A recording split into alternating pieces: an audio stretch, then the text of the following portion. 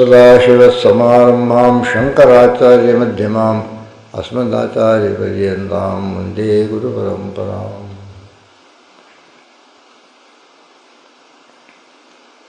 नारायणसमारम्भाम् आचार्यत्रयमध्यमाम् अस्मदाचार्यपर्यन्तां वन्दे गुरुपरम्पराम्। ओम श्री विश्वनाथाय नमः, श्री शंकराचार्याय नमः, श्री सद्गुरुशिवानंदाय नमः।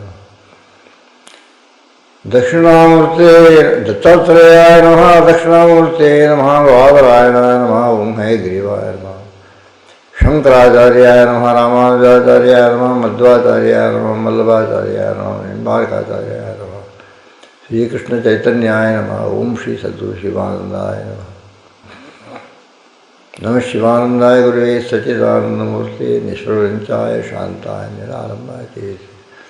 त्वं हि विष्णुर्विरिञ्चिस्त्वं त्वं च देवो महेश्वरः, त्वं चैव शक्तिरूपासि निर्गुणस्त्वं सनातनः। ओम नमो भगवते शिवानंदाय, ओम नमो भगवते शिवानंदाय, ओम नमो भगवते शिवानंदाय।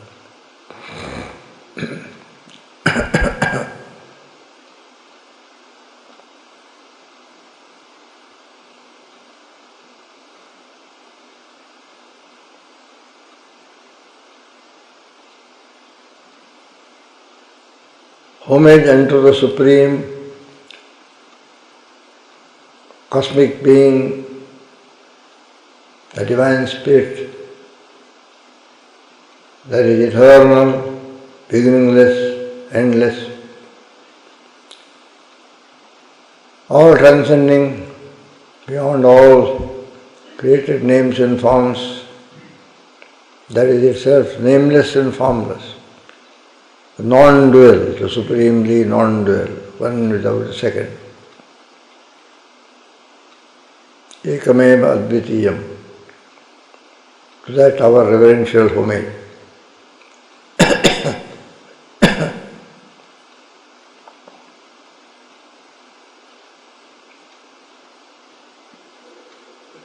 Loving adorations revered and beloved Holy Master Gurudev Shri Swami Chidanandaji Maharaj, in whose invisible spiritual presence we are all gathered together. May the grace of the Divine and the choicest blessings of Holy Master be upon us all.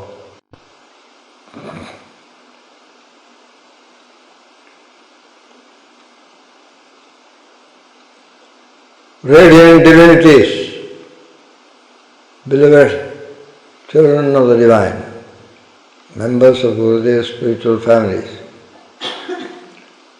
sadhaks, seekers, jignasus, mokshus, devotees engaged in bhakti, karma yogis engaged in selfless service that transmutes and spiritualizes all activities, Rajyogis practicing the eightfold yoga of Patanjali Maharshi in order to attain a state of meditation, and Vedantins, the fathers of the Upanishadic Jnana Marga. To all of you, my act of service at this morning hour, this day,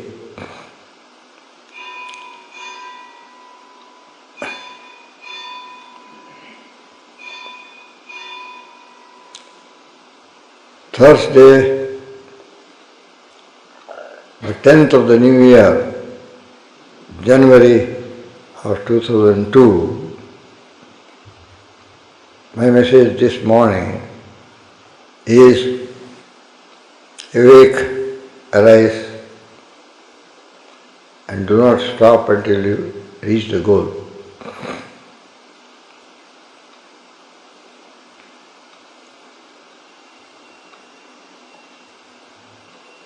Awake implies that the vast majority of people on earth are slumbering asleep to the true purpose of human life, its spiritual meaning and significance, and its spiritual goal. They are quite satisfied with living a body-bound life, constantly engaged in desire fulfillment and sense satisfaction. So they are asleep. Therefore, the great call from our Upanishadic ancestors, awake. Arise. There are people who are awake to the spiritual meaning and purpose of life, but they are so overcome by the strong attraction and pull of this outer world of enjoyment that while they are active in this outer field of acquiring sense objects, keeping them and enjoying them, they are quite inactive. The spiritual goal does not have any attraction for them. They know it, but they are not doing anything in connection with it. Therefore, they are inactive. Be not inactive, be not sitting. Arise, start walking, proceed towards the goal. Be dynamically engaged in this all-important process of every day progressing a little further, getting a little nearer to that great goal. That alone makes life real life. Without this spiritual dynamism, our life is a mere anomaly of life, because our life is really spiritual. We are parts of divinities. We are part of the Supreme Being. The individual soul is a little part, a spark of the infinite, eternal, cosmic soul. Param Atma. Jivatma is a part of Param Atma.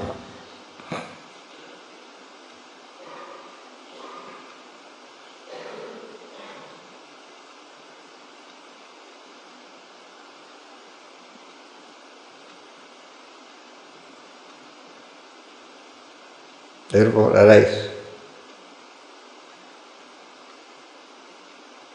and attain the goal supreme.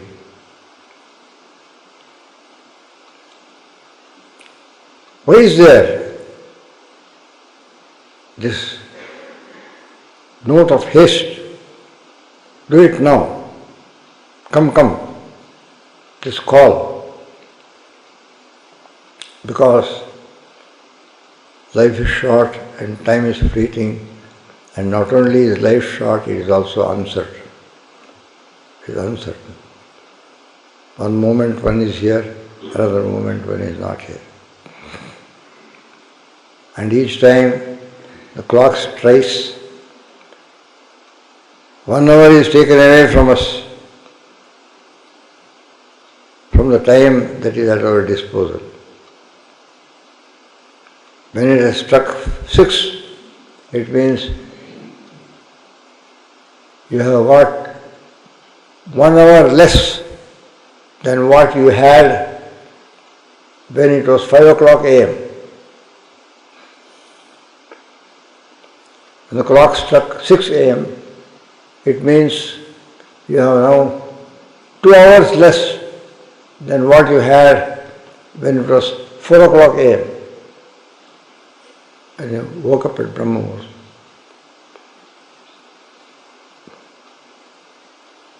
When the sun rises and sun sets, 1 day has been taken away.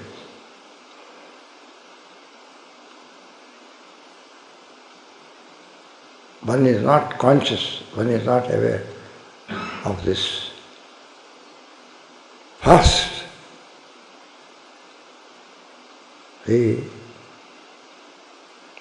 flow of time. It is rapidly going away. No one can stop this movement of time.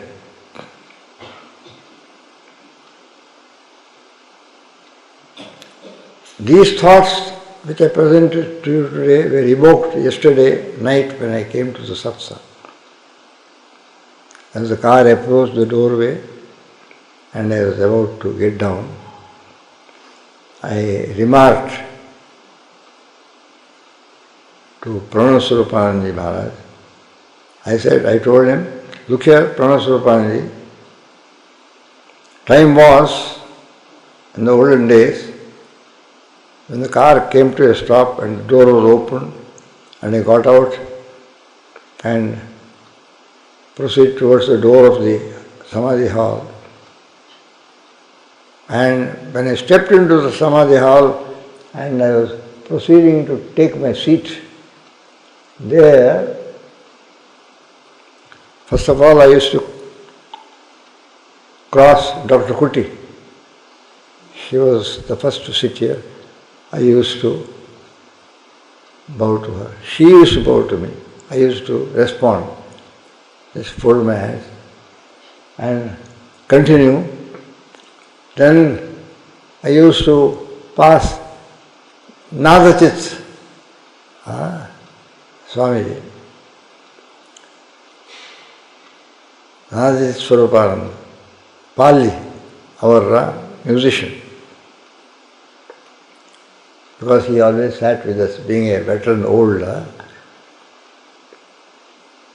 inmate of this ashram and associated with this ashram long before I came to this ashram. Associated from his birth. He was born in this locality. And when Gurudev first came across from the other bank, Swargashram, in 1934, Palji was already an inmate of Munkireti. He was a resident of Munkireti. So when he came over here in 34, he was a newcomer, part and parcel of the setup. And so they became known to each other. And the whole family of Pal also, mother, father, his elder brothers, 2 elder brothers he had, and a sister, and a younger brother, 2 younger brothers. One is still here, one is somewhere in Rishikesh.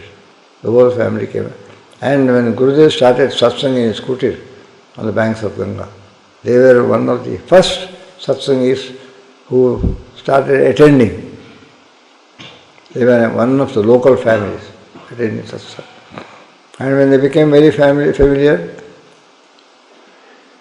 Gurudev cracked jokes with Palji, and sometimes they played Indian games. They played marbles, gulli danda.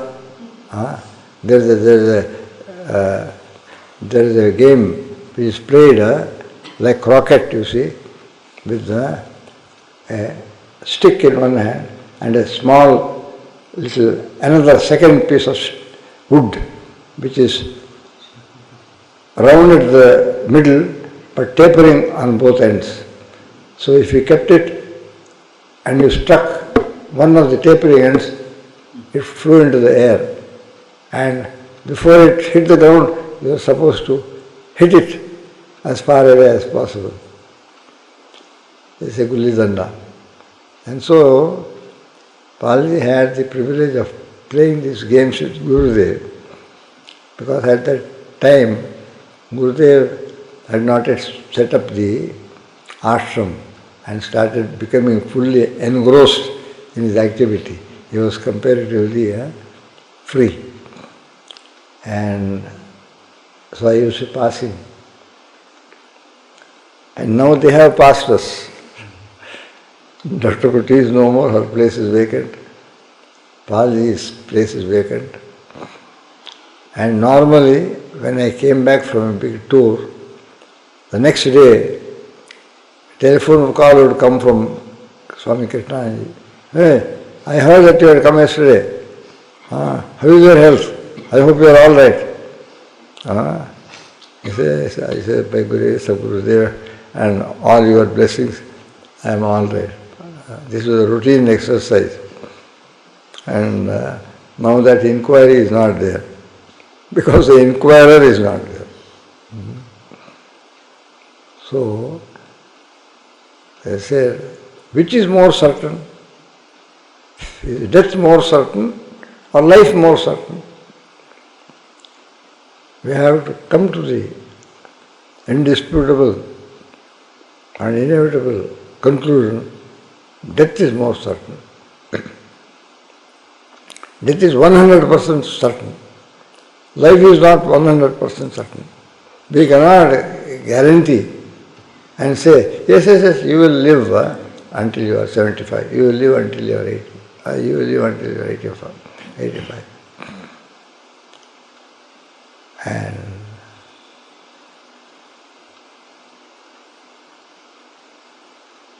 all predictions may come false, because it takes very little to cut a life short, and sometimes it takes nothing at all.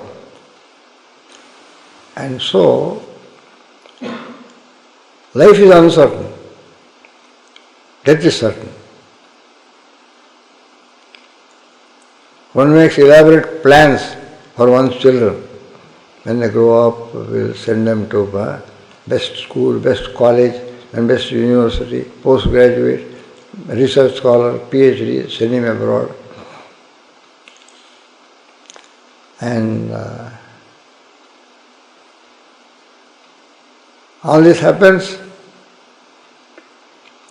and so he goes abroad, and something happens there and he passes away. And all his dreams, father's dreams about the son, father remains, the dream vanishes, and son is no more to fulfill the dream. Therefore, the note of haste, come, do not tarry, do not delay. Awake, arise, attain the goal. Uttishthata jagrata prapya varanya bodhata. So we must be in awareness of this truth. While death is certain, life is uncertain. Therefore, we cannot afford to think we have got all the time that we want at our disposal. And so we can proceed gradually. There is no proceeding gradually. The aspiration should be intense. Tivra mumukshatva is one of the sixth of the fourth of the sadhana chatushtaya. Viveka, vairagya, shat sampada. And tivra mumukshatva. Samadama, titiksha, uprati, shraddha, samadhan. The third sampada, and tivra mumukshatva is the fourth sampada. Therefore, blessed friends, death teaches us that life is very precious, life is very uncertain, life is very precious. Therefore we cannot afford to take a casual attitude towards life. We must know how precious it is and at the same time how uncertain it is. Therefore be up and doing. See? Upon the path of goodness, upon the path of virtue, upon the path of righteousness, dharma, and upon the path of Yoga Vedanta, upon the path of God realization, the fulfillment of your prime purpose of human birth. Liberation, attainment of liberation, and peace and joy that it means. You must give top priority to it. All other things must be secondary and minor. They should have top priority. May God grace you and Gurudev bless you that you are endowed with this awareness, your earnestness and seriousness, and the precious gift of human life God has bestowed upon you is fully utilized. Fully utilized. They say, make hay when the sun shines, strike when the iron is hot. Therefore, do sadhana, lead the spiritual life dynamically and realize God when the going is good. God bless you all. Hari Om.